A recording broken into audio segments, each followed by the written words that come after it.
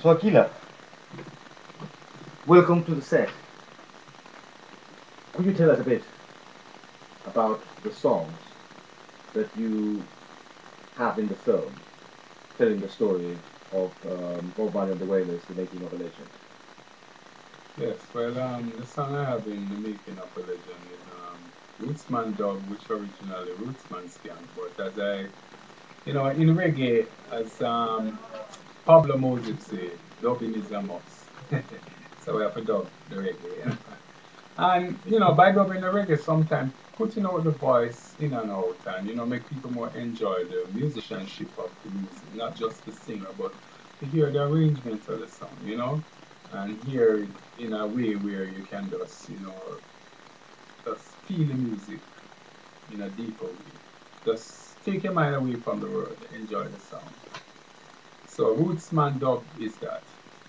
And there's In Control. In Control now, I speak of the inner self, in control of your inner self, your deeper self. Because many times, we living in the city, we live in, as we Rasta say, even the Bible say, Babylon, at time you lose yourself. And in order to find yourself, you have to look within, because that's the only place you can block out all the negative around, all the surrounding and the distraction. So you have to inner yourself, but you have to control the inner person, you know.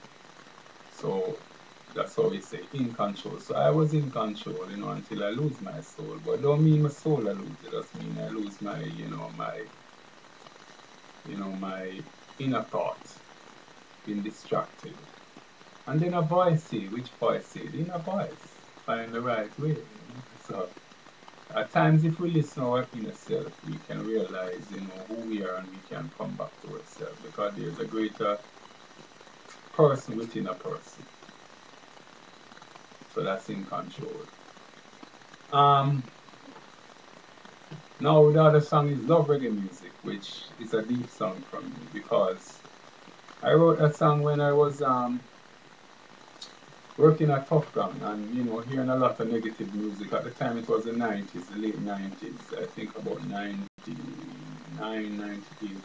So Jamaican music went through a negative stage where the young generation was preaching a lot of sex, a lot of violence. So I wanted to be someone who can refresh the music, revive it, remind them what reggae is, and remind them the mission, because it's a mission, not a mission of war, but a mission of consciousness. So I wanted to remind them what reggae music stands for and what it is. And not only that, but explain also the musicianship. In the song I say, the drum is playing on the timing, the bass is moving to the rhythm. The siren music ain't no joking. I light up a split and keep it smoking, because that's how we Rastafari, we libertate ourselves to music. Also, we channel the herb through the music, because it's our spiritual, ritual or spiritual communication with you. Just like you have the I mean the Sharma from India, the spiritual man them, they have their way of their rituals. So this is our way, but it's not a ritual. It's a sacrament, and our communication with the Most High, which we go through that channel and that line. So we speak of the reggae music of uplifting the people, a positive message. You understand? And understand where it is going, and understand also where we are heading for as a people. And Akila, could you tell us about your father and what made his drop, one drop kind of drumming so Well, all right. fabulous? We know one drop. When you play one drop, you drop the rim shot with the kick. That make it a one drop. Both of them hit the same time, at the same time. I feel it in a yeah. You see everything drop. Ah, the kick and the rhythm. But what make my father music so unique, his sound really, is that the snare. When you hear his snare, it's like a timbale. There's no other snare in the whole world sound like that. He invented and come up with that tuning to bring it to that high pitch. Also, the roll is like a gunshot. Brak, brakata. So Yeah. So that's what make the Marshall, you know, my father, as he liked to be called, the Marshall drum is so unique, you know, and can let you listen Bob Marley. Because if you take the drum and the bass and all the instruments from Bob Marley music, try do it and then listen it. It will sound appealing, and I'm sure you would even want to listen too much, you know. So word sound goes together, you know, and that is what makes important. So it's not just Bob Marley. It is Bob Marley and the Wailers. We must learn to correct that. It's not a one person. It was a group. Look at Catch a Fire. It said the Wailers. Look at Burning Album. The Wailers didn't say Bob Marley. Then come Natty Dread, Bob Marley and the Wailers, because you know you wanted to you know they wanted to sell the image of Bob Marley and the group together, a connection. So we must always remember, you know, it's a group together. It's like water. You take the wet from the water, it can't be water. You take the heat from the fire, it can't be fire. That's what makes it what it is. So, you know, so the drum now we play, if you listen how we play the drum, it's like a Naya being there. You know, it's a drum beat, the heartbeat. And if you should let my father play the solo, if you even listen to Bob Marley live, I think the live concert that everybody familiar with. When he, I think his live look is said, when Daddy goes solo, you know, with the drum, you don't even realize the bass is out, the keyboard is out, the guitar is out. You know, he pull up everything. So he could even be a you know a one man band because the way he played, you know, I am 39, I don't see no other drummer in the world do that. And every drummer I meet, the greatest drummer, even Police, the group Police was influenced by my father. As what Junior and they were telling me that when Bob was in England here, you know, they were a punk rock group. So the drummer came, you know, to one of Bob rehearsal with the camera this and recording, you know, and wanted, you know, to see how this reggae music and how it's played. And then they, you know, mix the punk rock with the reggae and there it is. You know, you got where you go, one world is enough for all of us and them tune there, you know. So it show you. Then the Japanese love my father so much, Yamaha, that they build him a custom white drum. He call it the White Stallion. If you look at Madison Square Garden that Bob Marley did that concert, you will see Daddy around that drum. And it's the only drum set that has three tom with the tom. One single tom is at the front of it. The two tom, all drums is like this with the tom go around, but that one have one above. They're building that custom drum, you know, because, you know, they see this unique drummer. And even Prince has a song named Blue Lights. And the album, I don't even want to tell it the name, but if you look up the name, you know, the name, I don't think I want to speak it over the internet. But the song Blue Light, what he does was take Is This Love drum sample and put it in the song. So you can see the influence that Daddy gave to many drummers, even modern drummers, and all of them, you know, pay tribute to him as one of the greatest drummers. He is. Whether you want to play pop, rock, no, they can't compare to that. That is unique. The highest and hidden, you listen to those things. Try to play it. Then tell me if what I'm saying don't make sense. It's unique. And Aquila, could you tell us a bit about the upsetters and the steps before? Yes, well, as the history say, and I know, and if you research Jamaican music, that well, my father and uncle played the most important part in the whole reggae music. Yes, before they were scatterlight with Lloyd Mills, my father also learned a little from Lloyd Mills. When I met Lloyd Mills, scatterlight, you know, he told me, my father speak that too. But, you know, they came from the hippie boys to the reggae boys to the upsetters with Lee Perry. Creating tune like Blackboard Jungle, those great album, and you know, Harlem drum and bass is the hardest reggae rhythm you can ever hear today. You know, listen it, you know, Cloak and Dagger, all these albums what Daddy played for the Upsetters, then you know with Bob Marley and so forth up the line. He also played Jerusalem album for Alpha Blondy, which made him a multi-platinum superstar in France, you know, and he's one of the biggest African artists still today. Um, Stick By Me with John O, that's Daddy on the drum again, which was a #1 hit. Woman I Want Bangarang, Woman I Want Bangarang. So that the first song he ever played and it become a #1. So he was destined for what he does. And when he played, he was so confident and sure, precise. If he hit the drum this way, you know it would have made that sound without thinking twice. I watch him, and when he play the drum, it's like your heart coming up to your chest. When you play, you hear a weight. There's a weight to it, a heavy weight, like a lead. And it full of everything, it's like you hear something complete. Sometimes word can describe to be their experience is a different thing. It's unbelievable. And I remember when I was about 12 in Hope Road. Hope Road at the time, the Bob Marley studio remained there before they take it to Bellwood 220 Marcus Garvey. Daddy was, testing the drum and setting out of a studio recording. I saw him do something that today I am 30, I never seen a drummer in the world do that. He played the highest on the cymbal, and you would not realize it's a cymbal. I don't know, dude. I tried 100 times and I can't do it. And I don't think I really want to find a drummer can do that. No joke. If you play the cymbal, the whole bit, it's a splash clap, but you play it like, and you would not realize that's a cymbal if you don't stand there and try.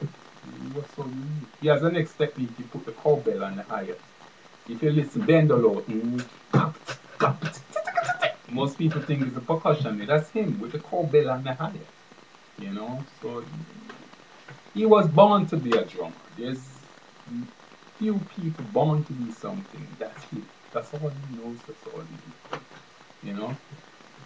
And Akila, could you tell us a bit about what you mentioned before about Esther and how you came to know about her? Yeah, well, Esther. I know of Esther through some tapes of Bob Marley when I think Bob was writing the tracks for the Natty Dread album. So I got hold of the tape long. I don't even know who. Maybe it's Daddy or somebody. Who knows? But it's to go way back. So I got the tape and it said Esther, Esther, and it's on it. So so I wondered and I asked and they told me, this was the lady that, was Bob, girlfriend, at one point and, he was staying there, she helped him to, build a career and help promote his dating, to be what he is today as Bob Marley, a mentor to him, a guide, a light, because in darkness he was light. So Esther was the light, steering Bob Marley to what he seemed to do. Not only just Bob, but actually Jimmy Cliff and many others that I've heard, that and the pioneer behind Island Record. Also she was a superstar actress in her own right and model, and she put aside all of that to help Jamaica music to what it is. And it was an honor for me to meet her, on Facebook, communicate with her, and she told me about the film, and it was a great idea. Not just a great idea, but she has one of the rarest video footage of Bob Marley. As Bob Marley in his true self, not the Bob Marley you see in color, Scream and, the superstar, but see Bob as Bob, in his simplicity as who he was, without any, mic in front of him and singing a song, but or any interview, realistic, being who he is.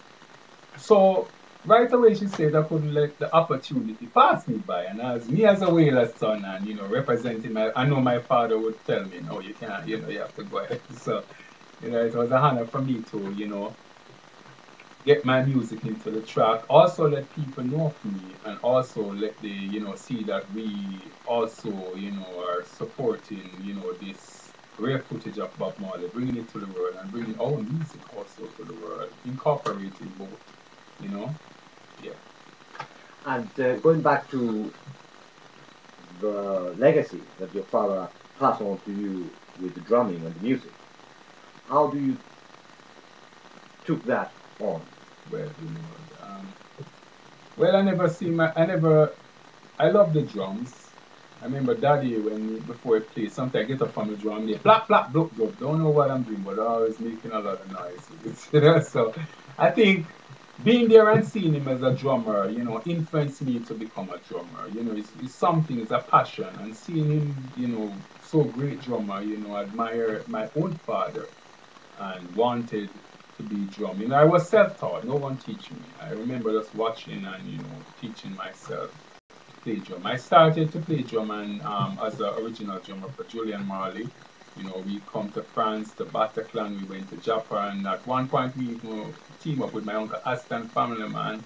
I don't remember. I don't think Tyrone the one was on that, but Wire and the whole of we got to Japan and make a big impact there. So that was good. And after that, I wanted to take a break from the music. I see myself not as a follower, but I see myself as a leader. So I wanted to find my true self. Then come about the guitar, got this broken guitar, glue it together, put on a string, and bam, I have a guitar. Teaching myself, all the instruments I teach myself to play, but it take a lot of discipline. Then right away I was playing the guitar. And by playing the guitar now, it goes on, I start to see myself putting words to the music. And then by putting words to the music, I try to sing in my little quaky voice that I don't even know if it was a voice. But by practicing every day, even when I'm feeling the pain in my finger and my voice, I never stop. I was so determined. And, one lead to the other, After that, I met, I went to Aquarius, and my friend, Aquarius was the most famous record shop in Harpatry in Jamaica. They sell thousands of reggae music. So my good friend was in charge of it. So he said, Barrett, anybody want to buy a 6-inch, 24 track inch tape? I said, no. I said, but at the time, I work at Popcorn, so I know what it is. I said, how much you want for it? He said, 3,500. So I did buy it and never even know how to use it. Anyway, I buy it 5 years in my house. And I wrote my three first song where I feel it need to record. Human Race, Babylon is Burning, and Woodsman Scan. I just take out the tape, go to Popcorn, call up the musician. They never even know me as a singer. That's the next thing. And What wonderful. And Akila, to finish the interview, could you tell us about Rastafari? Rastafari. Rastafari, as we know, and we have researched, and I've learned from Rasta, from Ella Rastafari, from my father, from the music of Bob Marley, everything about Rastafari is that Haile Selassie, Emperor of Ethiopia, the line of King David, King Solomon, you understand? And this man was a transformation of the Christ life, right? Christ himself in a reincarnation through Haile Selassie, through the line of King David. Solomon. So Haile Selassie, as we know, is the emperor of Ethiopia. And not only that, but we see him in a divinity, a divine self, God's self. And we incorporate it with reggae music because reggae music is not about just struggle, it's not just about politics, but it's about our connection to Africa and our divine emperor in Africa. And we always sing about Rastafari because Ras mean head, Fari mean prince, so you put them together as Rastafari. So we always incorporate it into reggae music because it is not just the message, but the significance and of what Rastafari stands for. And also we are showing our connection, to our forefathers. We also show our connection to Africa itself.